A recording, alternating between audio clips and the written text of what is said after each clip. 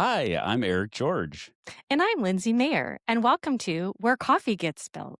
This is a conversational podcast where careers get human. We spill stories one cup at a time through honest, reflective, and fun conversations. Grab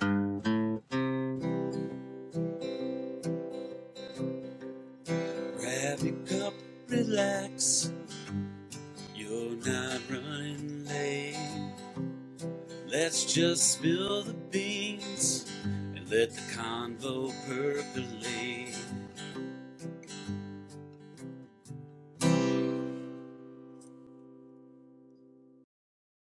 And today we're so excited to welcome Malynnda Stewart to our show, our podcast. So happy to have you here. We're going to have some great information. I can't wait. But she is the founder and CEO of Compassionate Navigation. Her work is built from decades of research in communication and interpersonal neuroscience. She believes that communication is prevention, not only in terms of improving health outcomes, but also for improving high-stakes situations in all workplaces. So welcome, Malynnda. I can't wait to hear your story. Welcome. Thanks for joining us. Yeah, thank you so much for having me. So, as we have been making a habit with our guests, it's very interesting to hear about the origin story. So, Malynnda, as a young person, what did you think your career was going to look like? What did you want to be? What did you aspire to be? My very first career was, like most little kids, I wanted to be a veterinarian until I found out that you might have to put an animal down. And I was like, nope, I'm out. I'm out. No, thank you. Yeah. Then I wanted to be a marine biologist. Oh, that's the third time. Yes. We're what, episode 8 here? Third Third. person that's wanted to be a marine biologist. I thought I wanted to do that, and then I had to miss a whale watching experience, and I took that because I had pneumonia and I was in the hospital. And for some reason, my 12-year-old brain processed that as divine intervention that I was not supposed to be a marine biologist. Okay. And so I switched gears. I would love to go back, have a conversation with that version of me and be like, you just missed one event. Why did that derail? Okay. I always loved teaching, so I thought for a while I was like, "Oh, okay, I'll be a teacher." And it's been a really funny thing because I even actually wanted to be a Disney animator at one point and got to do an internship with a group of Disney animators, and they were such jerks that I was like, "No, I don't want to work with you people." Oh, no. So that derailed that path. Aw. Yeah, I've had many little things. I'm like, well, maybe I'll do this. And then I try it and I'm like, nope, that's not where I'm supposed to be. I love that approach. We talked about the career combo platter charcuterie board. Oh, yeah. That's great. Yeah, very cool. Awesome. What So I find most interesting is that I've gained. I'm one very much that every opportunity, every success, every failure is a lesson. And anytime I've ever done anything, even if I fall flat on my face, I get up and before I brush myself off, part of my brushing off process is, okay, so what did you learn? Oh, this is growth mindset in action. I love it. I've had a growth mindset since probably in utero. I feel like that was just, it is the core of who I am. Every single thing is, okay, what worked, what didn't work. Even as a teacher, every lesson that I would do, I would have my lesson on one page, and on the back of that page, because I'm old school, I love writing things down. I have a million journals. But on the back of the lesson plans, at the end of the day, I would write down what activity worked, what questions worked, what cool answers did students say, and also what didn't work. And if I'm like, whoo, that blew up in my face. and I'll brainstorm what I could have done differently while it's still fresh and not waiting to the next year or the next semester going, okay, wait, now I think I remembered this. I'm like, no, no, no. Look, before it's fresh, let me pull it out of my brain, put it on the paper so Yeah. that the next time I can reflect.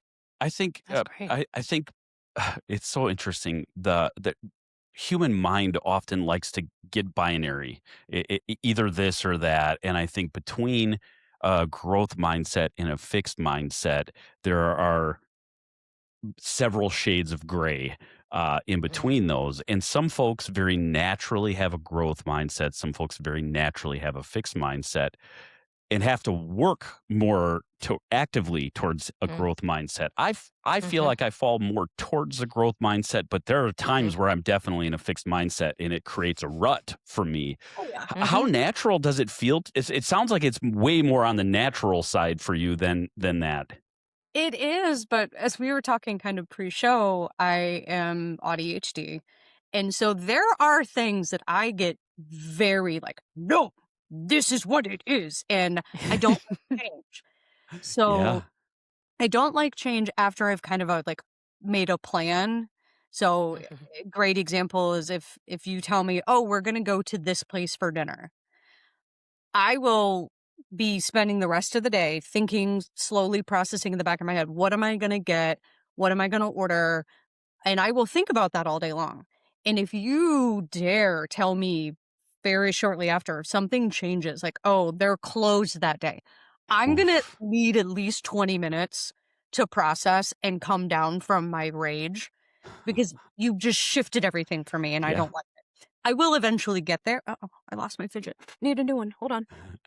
Mm. Um, that, I'll come from it. So it's interesting that some things I can be very fixed on, but the majority of things, it is always about growth. It's always about growth. What can I learn from this?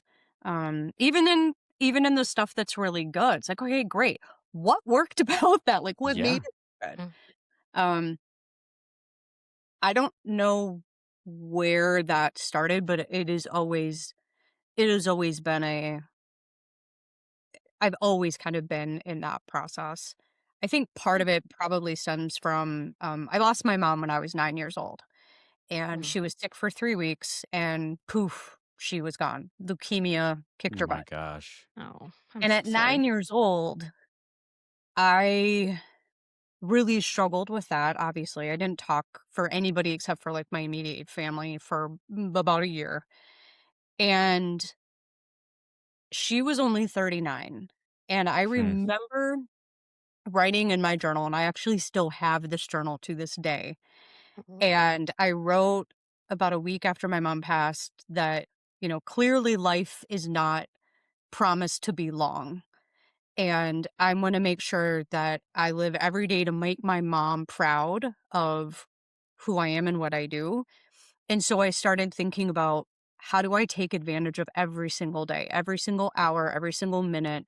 So anytime I have to make a decision or I experience something, I really take stock in that of like, okay, what did I learn? How can I grow? Because I learned very early, I'm like, you never know what tomorrow is what to get. Yeah. And I mean, that has been at the core of everything that I do. Every opportunity, it's like, okay, it's now or never. Like, give it a shot. mhm. And I ask myself about, would I regret which would I regret more? Doing this thing and giving it a shot or not doing it and wondering, "Ugh, had I tried that? Which one weighs heavier?" And whichever one weighs heavier is the one that I do. Yeah. And Mm, learn from a very early age, just try it, see if it works. If it doesn't work, it's still a lesson learned. yeah, I love that. How did it play out in your career, Melinda? Because you talked about as young and all these ideas, like how did you get to your spot of like what are you going to school for? And like how did you narrow that in because of all the things that you wanted to do? I'm curious Um, as to how you came to pinpoint what that would be. And not right now necessarily, but at the start. yeah, yeah. Early on, I used it as if I didn't like something. So, for example, I started my college path wanting to be a high school English teacher. And by the time I got to college, I'm like, okay, we're back at teaching. I want to teach high school. I'm going to do this. And the school that I went to was a very like well-ranked school for education. And they told me week 1 that they only have X number of slots and they have 4 times that many people applying to get into the Mm. program. And they made it so damn difficult to get in that I just went, I this isn't what I want. Like, at this time, I don't want to have to worry about every single second and constantly feeling that pressure. I'm out. And I didn't know exactly what I wanted to do, and I didn't wanna waste my parents' money, so I dropped out of school after 1 semester. And my parents were like, "You're never gonna go back to school." And I'm like, I will." I love reminding my dad that now I'm a doctor, and I'm like, you're never gonna go back to school." That's on you, Dad. Um, but I left and I got a job and I worked and I was actually a property accountant at the Medical College of Wisconsin. And I Oh. was 21 years old. And what's fascinating about this is I was 21 years old and I was in charge of 98 departments. Anything that they wanted to buy or sell over $3,000 had to be approved by the 21-year-old. Wow. Oh, I wow. don't know who was delusional enough to put me in this role. Like, I don't know how I got that job. Every day I spend at least one moment going, who's who what is happening here? But I went back to school because I was like, okay, well, I have this amazing job. I loved what I was doing. Um, I did 1 semester of accounting as a job and realized, or like as a major, and realized what accounting really was. And I was like, I hate numbers. The fact that I married a mathematician is also just like, what? But I hear you. I hate numbers. They suck. So I started thinking about like, okay, I don't like these classes, but I like my job. What is it about my job that I like? And it was the people. It was the interaction. Such a good question, too. Yeah. Yeah.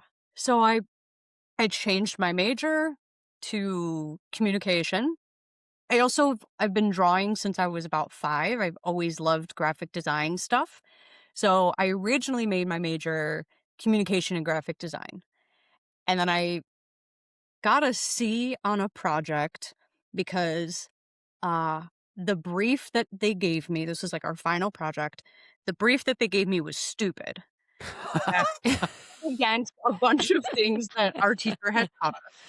And so he told me that I got a bad grade on it. Well, okay, to me, a C was a horrible grade. That was not acceptable. And I went to him and I was like, "Well, why did I get this grade? Like, I followed all of these rules that you've taught me." Again, there's the ADHD part. You tell me this is the rule, I must follow this rule. Mm. And he's like, "But you didn't follow the brief." I'm like, "Well, the brief was stupid, and here's why." He's like, "Your client would have fired you." And I'm like, "Well, then I don't want to do this major because if I have to follow stupid rules and listen to stupid people, then I can't do this job." And he's like, "That's probably a good idea." So I walked across campus that moment, went to my favorite professor's office, sat down and said, "I need to change my major right now." And so I changed it to communication. And greatest decision I ever made. And it is really, I mean, it just kind of grew from there. So what things I liked, I really leaned into and thought about what is it about it that I like, and the things that I didn't like, I went, no, I'm not going to waste my time doing that because I hate it. I think we got 3 comms majors on the episode Hey, here. yeah.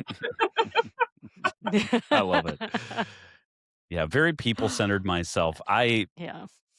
in reading, your questionnaire and doing a little searching online, I also am neurodivergent. I have ADHD, and I didn't know that until more recently. That I had told you before the episode that Lindsay had talked about you being a guest months ago, and I was excited to meet you. I love the the neuroscience angle here, and then now knowing, I feel like this additional connection to you on the ADHD side of things. I'm pretty sure my son's probably AuDHD too, so I'm seeing. I love the different flavors of spicy, and so I kind of a two-parter here for you. How is that neurodivergence impacted your career for better or worse? Mhm. And how does your study of neuroscience, was that informed by your neurodivergence, or how did you get into that path? Great question. So I have always had an obsession with neuroscience. Like, I love understanding the brain and how it works. And that started honestly because I don't do this work too much anymore, but I was a first responder for sexual assault and domestic violence. Oh, wow. And one of the cases that I was on, the I got I had to call the cop into the hallway because he was being a jerk.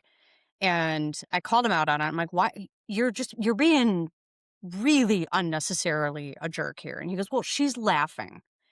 Somebody who is raped isn't going to laugh." And part of my training was understanding that when we are in trauma, our brain, unbeknownst to us, releases a different combination, different recipe of hormones and chemicals Hmm. to keep us safe.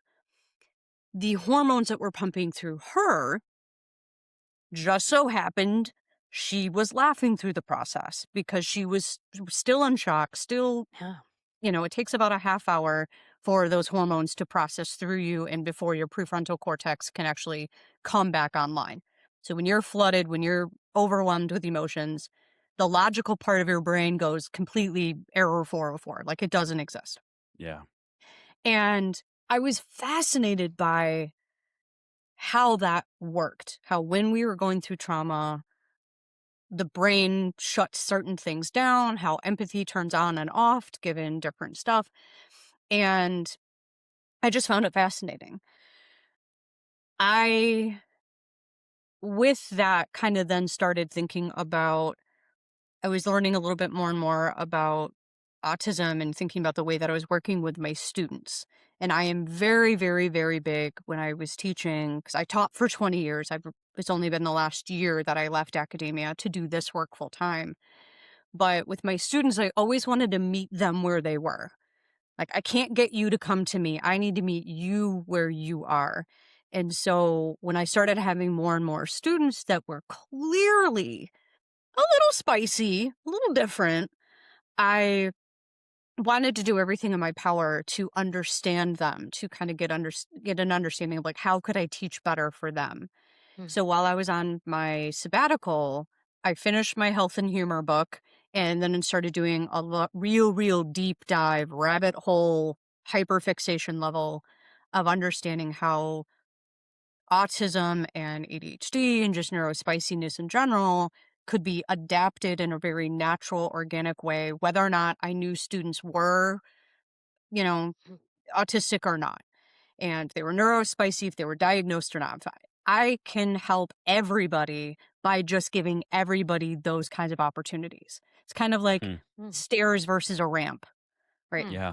Mm. Everyone can use a ramp. It's not like, oh, you can only use a ramp if you have a wheelchair. No, but by having that ramp, everyone can Great use it. example. So I Mhm. just make my classrooms is as accessible as possible.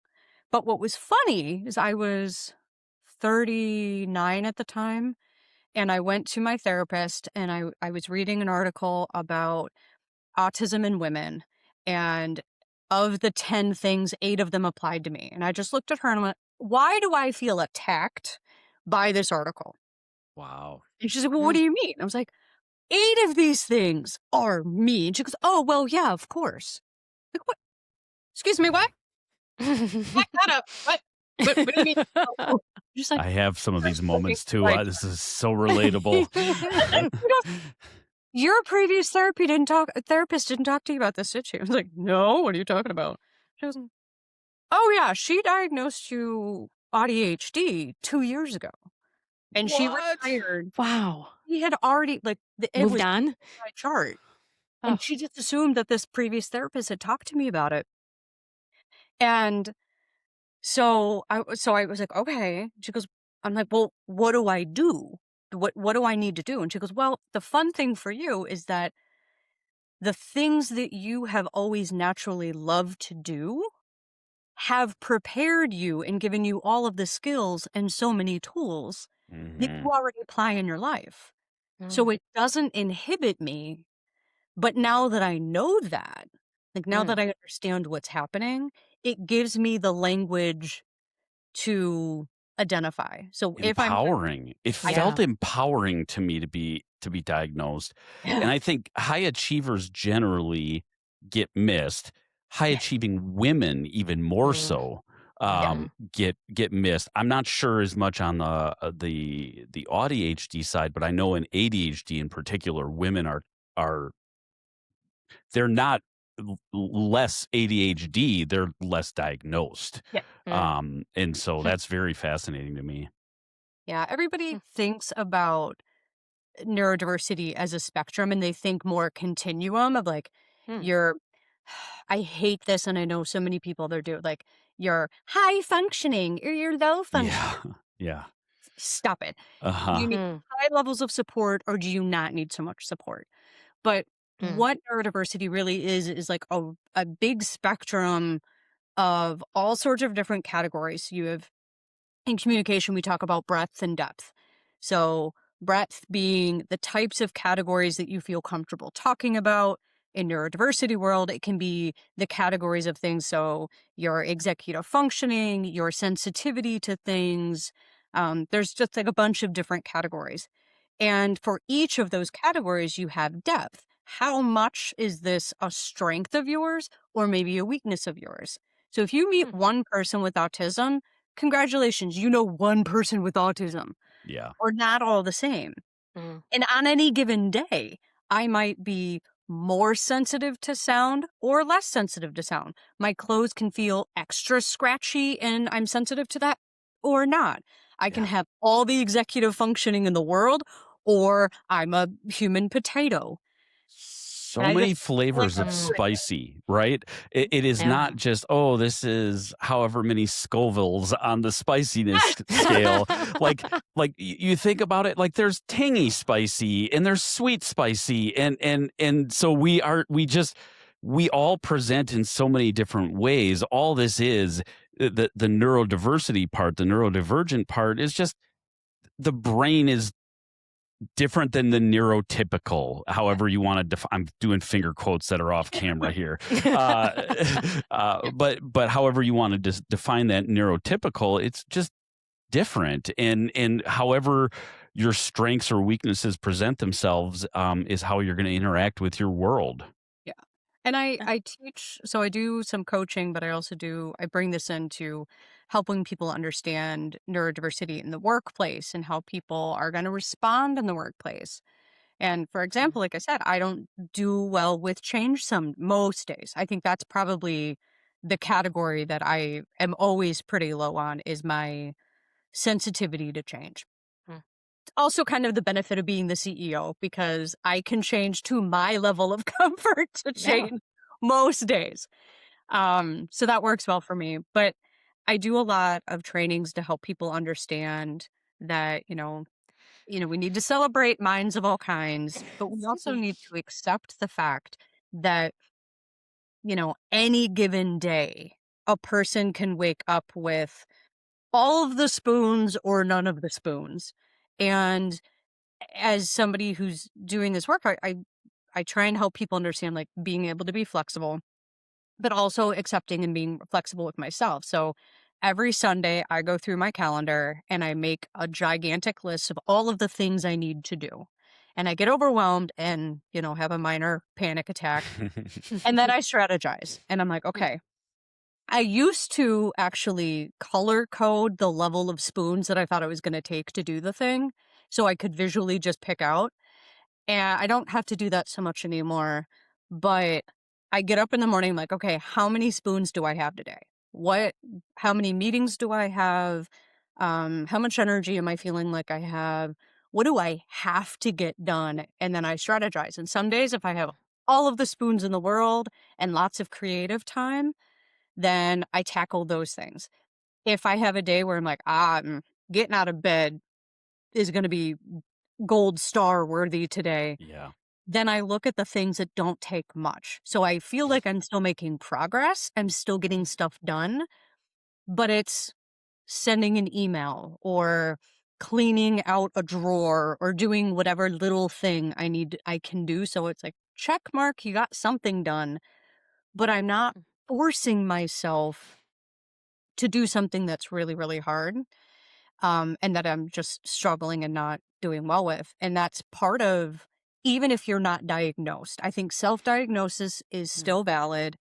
And just knowing that about yourself and accepting that about yourself of today, I've got all of the energy. Tomorrow, I might not. So better take advantage of what the spoons I got now, because I don't know if I'm going to have them tomorrow. Yeah. Yeah.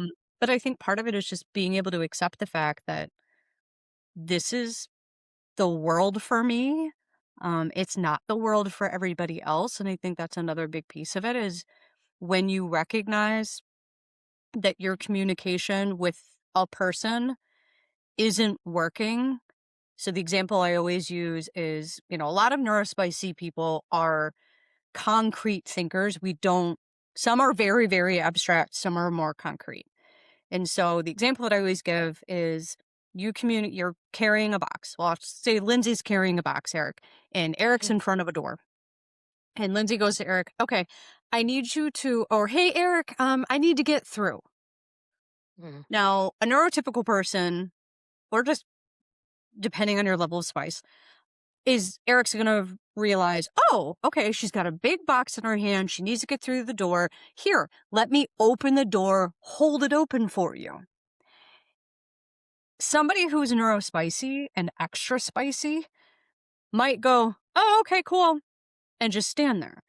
Because there's blanks that are part of that process that they're not filling in. So me recognizing my communication didn't work, I'm not going to get mad. I'm not going to be like, what the heck's your problem, Erich? Just like, no. My first attempt to communicate with you didn't work. So what do I need to do? I need to adapt my communication. Yeah. So now, if I'm the one with the box, right, instead of Lindsay, but I'm the one with the box, I'm like, hey, Erich, I need to get through and this is really heavy. Can you hold the door for me?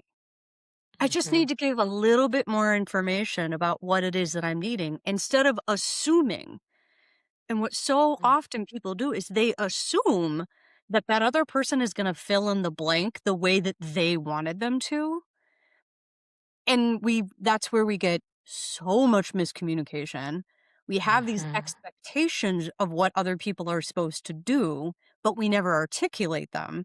And then we get mad for the person who didn't meet our expectation that we never told them explicitly.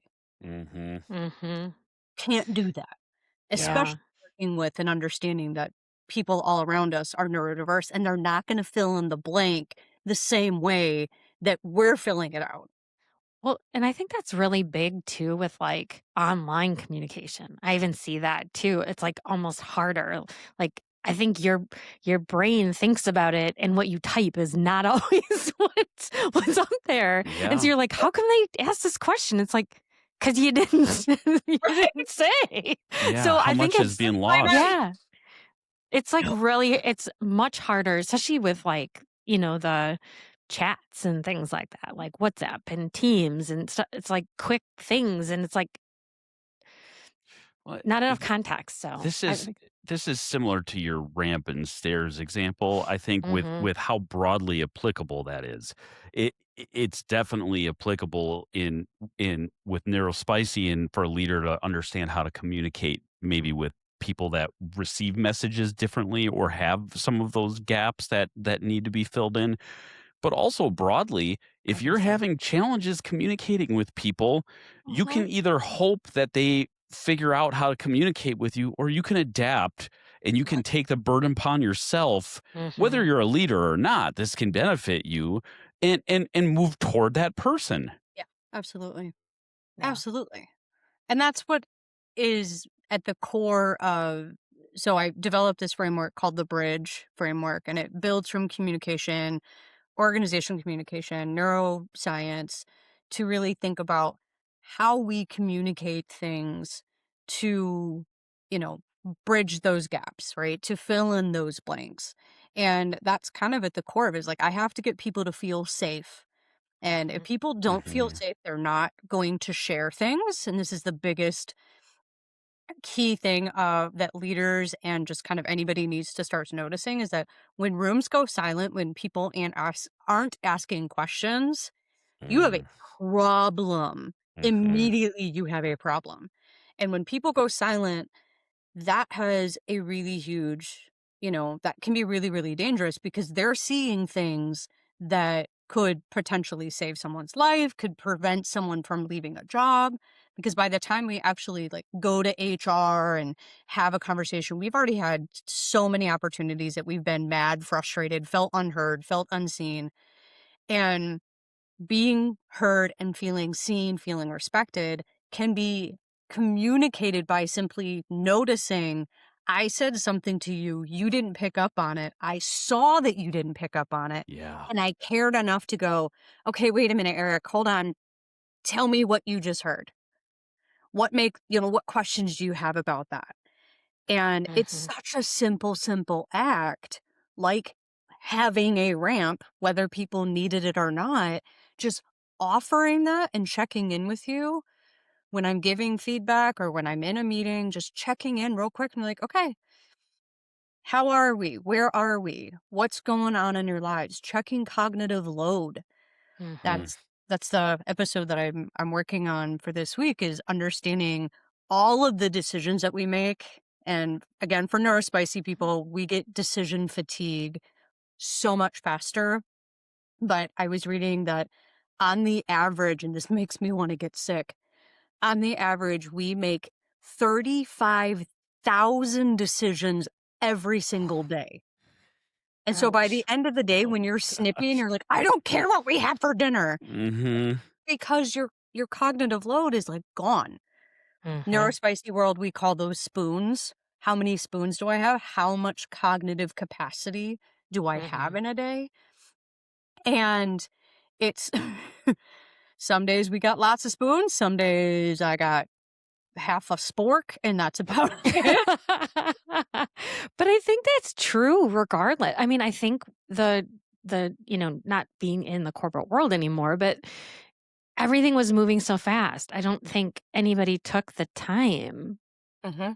because they're like, I have the next thing to do. I have whatever. And like you said, it takes 2 seconds to ask Yes. somebody what's going on, but people didn't feel like they had 2 seconds. And I don't Yeah. think it was they didn't care. It was just there's the pressures of I got to get back and do what Mhm. I was doing before. So Oh, absolutely. I think I love your comment of just slowing down, like slowing down and taking that second. It's not difficult.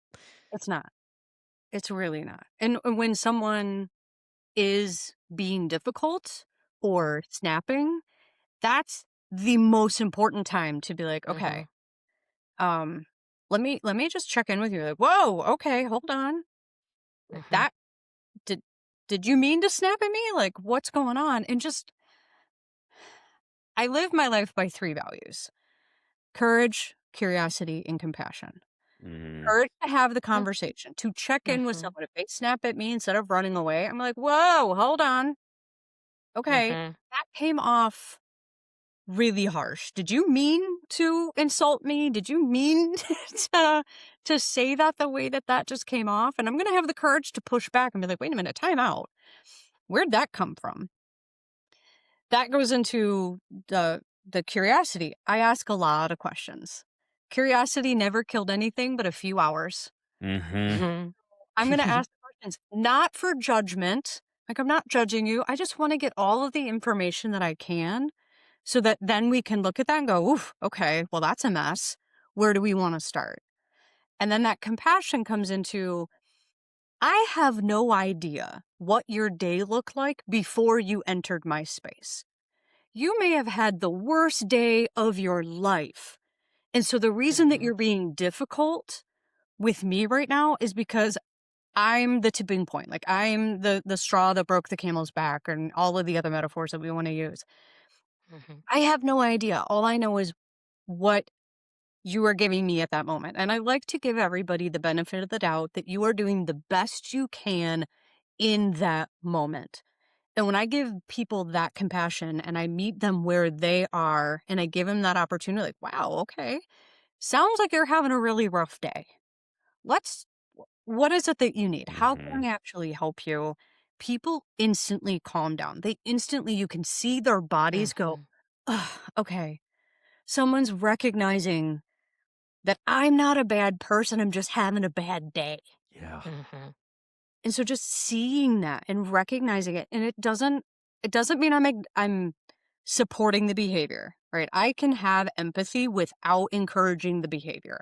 I can say, you know what, I can really hear that you're frustrated. I can see You're that. interrupting the behavior by having courageous, conversations and being compassionate.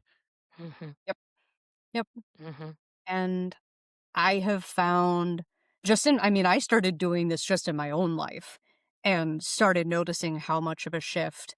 And now in the conflict mediation work that I do, in the training work that I do, it is a complete and total game changer. Because people don't come to mediation, conflict mediation. And I tell people this. I just had a lawyer lost his mind in a mediation, like just went off the handles and wasn't expecting it. I was expecting it from his client, not from the Mhm. lawyer. And he apologized. And I tell people every single time that this happens, I understand that no one comes to conflict mediation because they're having the best experience of their lives. This isn't where you come for rainbows and Mhm. this is where you come at the last stop before you go to a judge. So you're Yeah. not coming to Mhm. me because you're having a great day. You're coming to me because you've had really bad conversations. So there's lots of context that I don't know. There's lots of conversations that I wasn't privy to. And there's lots of built up trauma, possibly, and Mhm. frustration. So it's Mhm. my job to hear the emotion, look through the emotion, and figure out what the need, the interest, the value is at the core of it and pull that out. And I Mhm. don't have to acknowledge or encourage you for the bad behavior. I can just be like, wow, you're really frustrated. But what I'm also getting from that frustration is that you're not feeling heard when fill in the blank thing happens.